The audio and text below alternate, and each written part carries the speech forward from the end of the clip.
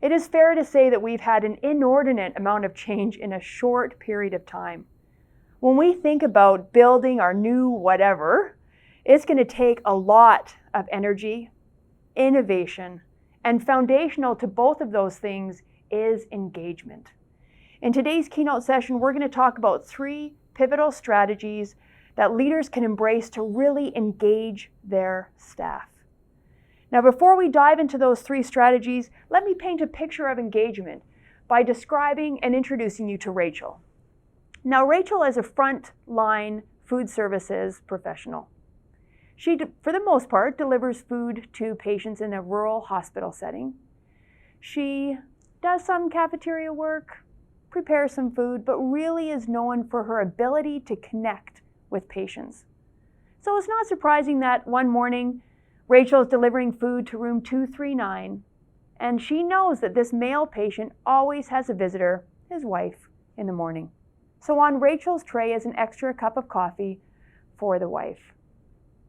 Now she goes in there, greets the wife by name. She's hearing about how some tests were yesterday that the man had done. She sets the food, wishes them a good day, and moves on. At lunchtime, Rachel goes back to deliver the lunchtime meal. The wife has since gone, and Rachel's alone with this man who doesn't quite seem himself. She chats him up, and he's not responsive like normal. She fiddles with the tray a little more, making sure that it's all set up, and she even delivers a corny dad joke. The man does not really respond.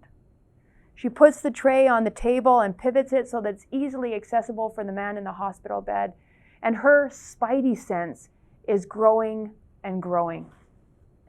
Rachel feels a sense of urgency about what she doesn't really understand here but doesn't feel comfortable with. She remembers some recent training that she had, and because Rachel's engaged, she thinks, gosh, I'm empowered to take some action.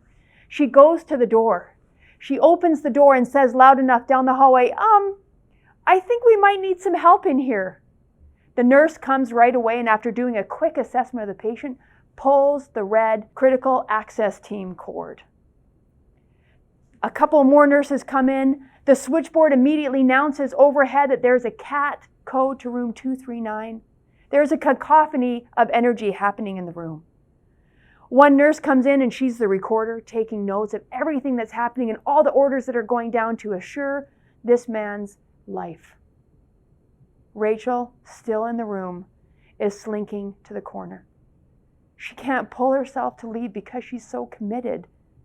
And she started this avalanche of activity. She really wants this man to be okay.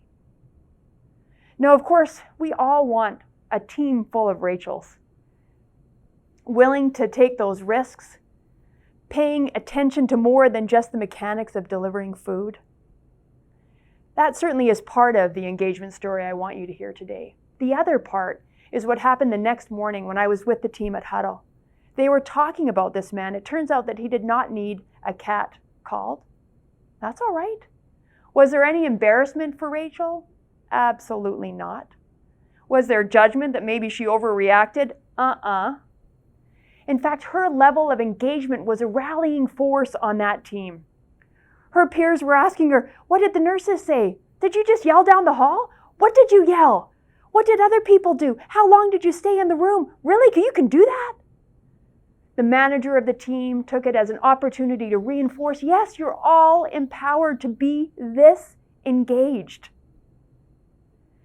Rachel's engagement buoyed up the team and created a high standard for what we want in our teams when we think about being innovative and invested, contributing that energy to building whatever our new normal looks like.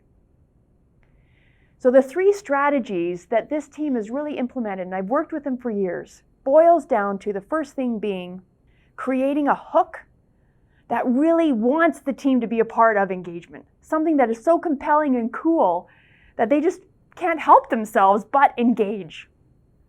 The second strategy is positioning the team to own that engagement. And the third piece is really looking at sustaining that level of engagement. So let's dive into this with the first one, how you hook your teams on the coolness of engagement.